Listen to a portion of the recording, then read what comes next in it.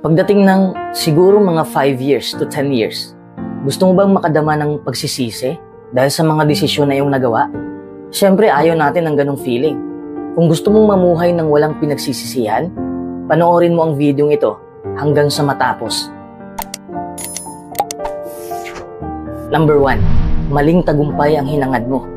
Anong ibig sabihin ng pagiging matagumpay sa buhay? Itanong mo yan sa mga tao at makikita mong iba-iba ang sagot nila. Para sa marami, ang tagumpay ay ang pag-asenso sa kabuhayan o pagkakaroon ng magandang propesyon o edukasyon. Sinusukat naman ito ng iba ayon sa husay nilang makisama sa kanilang mga kapamilya, kaibigan o katrabaho. Iba-iba kasi tayo ng kahulugan na ibinigay dito. Para sa'yo, ano ba ang tagumpay?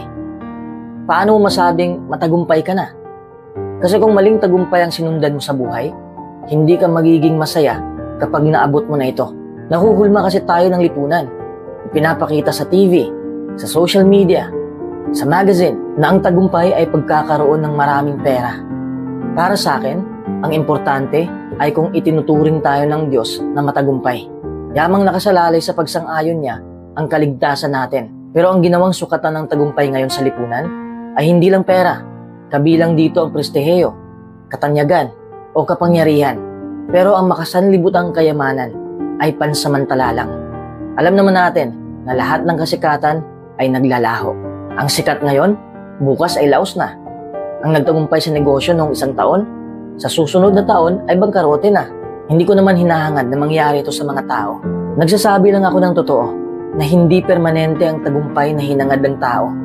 Araw-araw umiikot ang mundo. At ang nasa tuktok ngayon, maya-maya ay nasa ilalim na.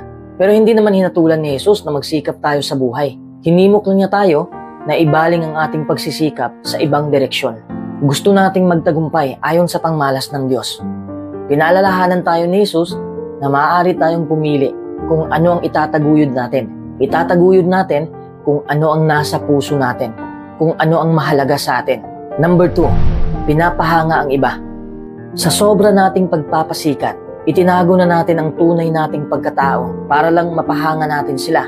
Halos lahat kasi tayo ay nagnanais na mapuri. Ang mga papuri ay nakapagpapasaya sa atin, nakapagpapadama sa atin na may nagagawa tayo. Ang pagkadama na sinasang-ayunan tayo ay nakapag-udyok pa nga sa atin na pagbutihin pa ang ating ginagawa. Kabaligtaran naman ito ang ating nadarama kapag nahiwatigan nating hindi tayo sinasang-ayunan ng ilang tao. Dahil sa malamig na pakikitungo o pamimintas ng iba, maaaring masira ang ating determinasyon. Ang pangmalas ng iba tungkol sa atin ay maaaring magkaroon ng matinding epekto sa pangmalas natin sa ating sarili. Tapos mapagtanto mo kung bakit sinayang mo ang iyong oras sa paghahabol ng mga papuri. At ang pagsisisihan mo pa ay pinipeke mo na ang iyong sarili para lang magustuhan ka ng mga tao. Hindi natin kailanman maaaring ikompromiso ang ating pagkatao para sang-ayunan tayo ng iba. At hindi rin tayo maaaring magpaimbabaw para pahangain sila. Dapat nating tanggapin na imposibleng mapalugdan ang lahat. You can build trust and loyalty by being yourself. Number 3, hindi ka nagbibigay.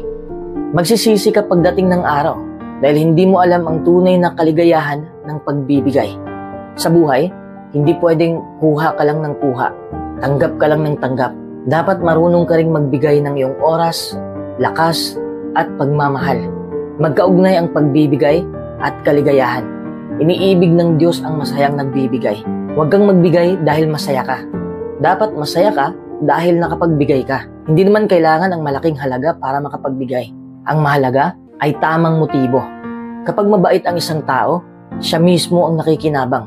Ang isang taong mabait ay bukas palad at handang magbigay ng panahon, lakas, pagmamahal, at iba pa. Kung magiging kaugalian mo ito, marami kang pakinabang. Isa na rito ang pagkakaroon ng mabuting kalusugan. Ano ang koneksyon ng pagbibigay sa ating kalusugan? Bakit may gayong mga resulta?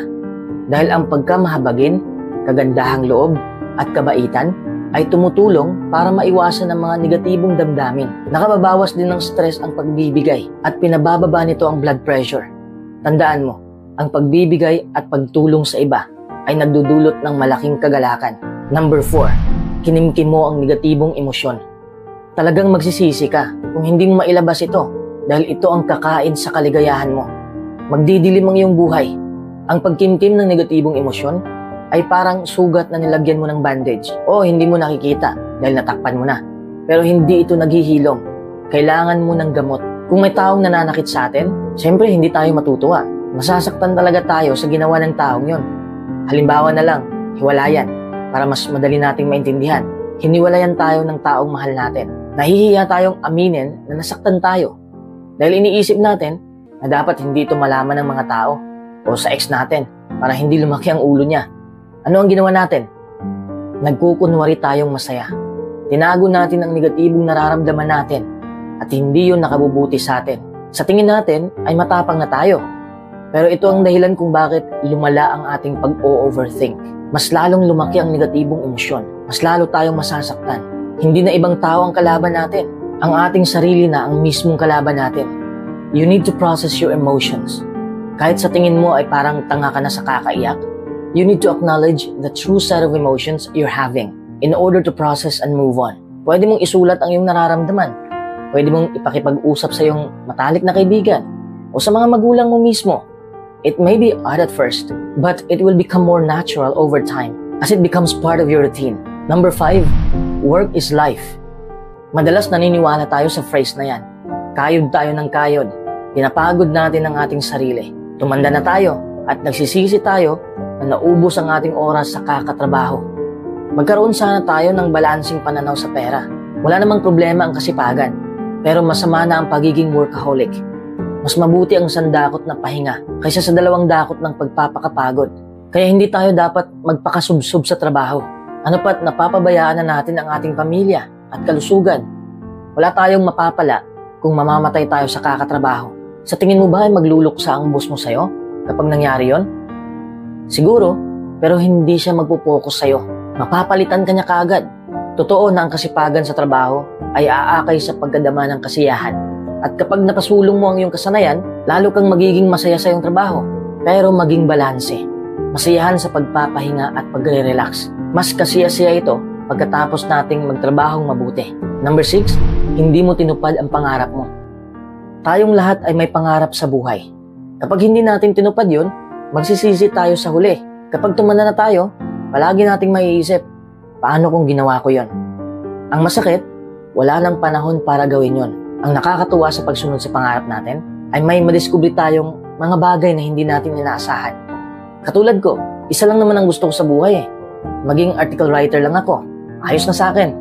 Tapos biglang naging vlogger na ako. Tapos nagsusulat na rin ako sa blog site ko. At may munting negosyo na rin. Hindi ko inaasahan na mangyari to. Pero prangka lang, hindi lahat ng pangarap natin ay matutupad. But sometimes, that's a good thing. You learn something about yourself and be happier because of it. You might even discover a new dream in the process. Kapag hindi natin sinunod ang pangarap natin, wala tayong matutunang bagong bagay. Hindi tayo matuto ng bagong strategy o skills. Hindi tayo mag-mature sa buhay. Huwag kang matakot magkamali. This is how you learn. If you're following your dreams, you'll have an easy time finding inspiration to get up and keep going. You feel like your life is complete. You'll feel inner peace when everything fits together. That's why people follow their dreams. Number 7, takot ka sa pagbabago. Huwag kang matakot sa pagbabago dahil yun ang susubok sa kalakasan mo. Huwag tayong mag-alala tungkol sa susunod na araw dahil ang kasunod na araw ay magkakaroon ng sarili nitong mga alalahanin. Sapat na ang mga problema sa bawat araw. Ito ang unang pagbabago na itatak mo sa iyong isipan. Yakapin mo ang pagbabago dahil lahat ay magbabago sa ayaw mo at sa gusto. You can pretend you can avoid it, but you're only lying to yourself. Fear of the unknown is natural, but it doesn't help very much beyond making a person more prudent. Beyond that, it holds us prisoner, and the change still happens anyway. Therefore, you have a decision to make. Resist change and make life difficult, or allow change to happen but remain in charge. May mga bagay na magbabago at may mga bagay na hindi mo mababago. Kung matututuhan mong tanggapin ang isang kalagayang hindi mo mababago, malamang na maging positibo ang pangmalas mo sa mga bagay-bagay. Number 8, pilit mong kinontrol ang lahat. Tandaan mo, hindi lahat makukontrol mo. Mauubos lang iyong oras at lakas, pero wala pa rin magbabago. Simula nang magkaroon tayo ng kalayaang magpasya para sa ating sarili, kinukontrol natin ang bawat aspeto ng ating buhay. Sa totoo lang, maigsi lang ang listahan ng mga bagay na kaya nating kontrolin. Ang makukontrol mo lang ay ang iyong mga gagawin, ang iyong mga sasabihin, ang iyong iniisip, ang trabaho mo, at ang pagpili ng kaibigan. Lahat ng makukontrol mo ay nanggaling mismo sa kilos mo. Ang panlabas na pangyayari ay hindi mo nahawak. The older I get, the more and more I realize that there are always going to be parts of life that are totally out of our control. Keeping ourselves up at night thinking about that doesn't change it.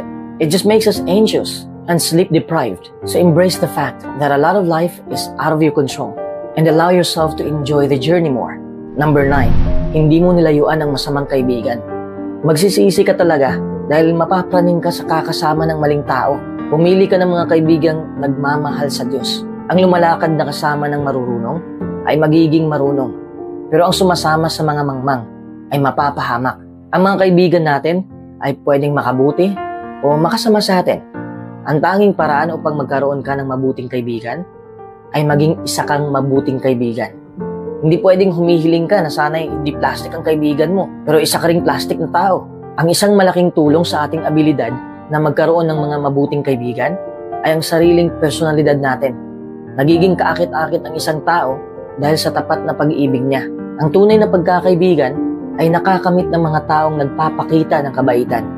Halimbawa, pagka ipinabatid natin sa iba na tayo nagpapahalaga sa kanila, malamang na sila ay magiging interesado sa atin.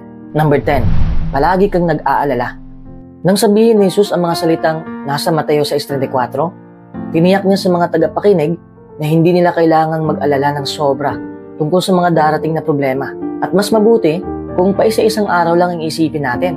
Hindi ibig sabihin ni Jesus na hindi na natin dapat isipin ang mangyayari bukas o hindi na tayo dapat magplano para sa hinaharap.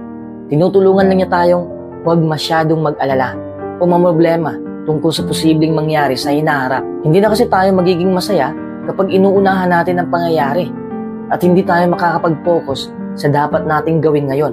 Hindi rin naman natin malulutas ang mga darating na problema kung puproblemahin natin yun ngayon.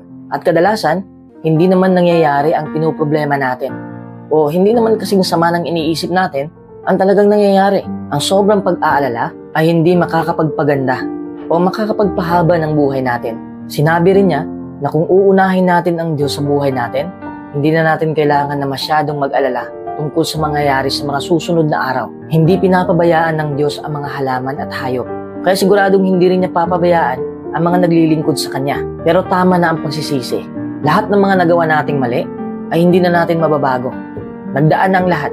And in fact, there's some good in every one of these bad decisions too. If we choose to see it. Tayo mga taong di perpekto. We do good things. We make mistakes. We give back. We are selfish. We are honest. And sometimes we lie. Kahit pinagsikapan natin ang lahat, magkakamali pa rin tayo. Once we embrace this and get comfortable with our humanness, making a bad decision tends to conflict a lot less with a new vision of ourselves.